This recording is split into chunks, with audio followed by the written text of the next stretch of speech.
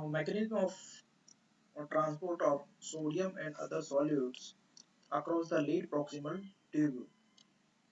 In the late proximal tubule, transport of sodium and other solutes occur via the chloride-driven sodium transport mechanism.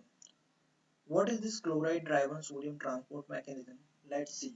If you see this picture, so this side is the lumen of uh, nephron. You can see the lumen of late proximal tubule, and these are the tubular epithelial cell. So this is the apical surface of tubular epithelial cell, and these are the basolateral surface of tubular epithelial cell. At this side, there is a peritubular capillary network for the late proximal tubule. So what is the chloride-driven sodium transport mechanism? So as you see in the tubular lumen, the chloride ion concentration is 140 milliequivalent per liter, while in the interstitium of the tubular epithelium, the chloride ion concentration is 105 milliequivalent per liter. So the chloride ion concentration in tubular lumen is higher than the chloride ion concentration into the interstitium of tubular epithelium. So there is a concentration gradient from tubular lumen toward the interstitium of tubular epithelium. So because of this concentration gradient, the chloride ion move from tubular lumen to the paracellular interstitial space of tubular epithelium. So because of moment of negatively charged ion from tubular lumen to the interstitium, the tubular fluid gets charge positively, and because of increase in positive charge in tubular luminal fluid, the sodium plus ion also move from this paracellular pathway to the interstitium.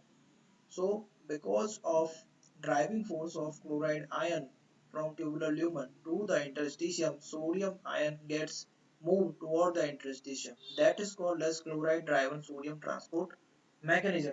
And because of this chloride driven sodium transport mechanism, the sodium and chloride ion gets transported via the paracellular pathway in the late proximal convoluted tubule. While if we go for the transcellular pathway transport of sodium and chloride ion.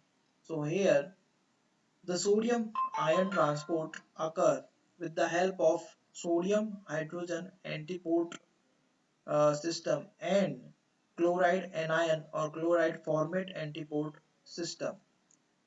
With the help of this, sodium ion enter into the tubular epithelial cell as positive ion gets secreted into the tubular lumen, and chloride ion also get reabsorbed through the apical surface into the tubular epithelial cells, and in exchange to that anion or formate gets secreted into the tubular lumen. So here, from here, in the basolateral surface, the sodium ion gets exit from the tubular epithelial cell with the help of same sodium potassium 2 ATPase pump, and chloride ion gets exit from the tubular epithelial cytoplasm with the help of chloride potassium symporter pump. So this is the mechanism how in late proximal tubule sodium and chloride ion gets reabsorbed. As we had discussed that glucose, amino acid,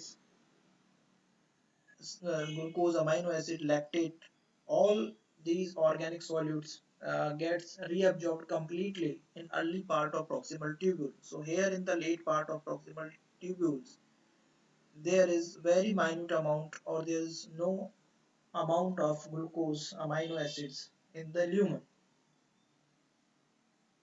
So here, because of the chloride driven sodium transport mechanism, the reabsorption of sodium and chloride ion occur into the late proximal tubule.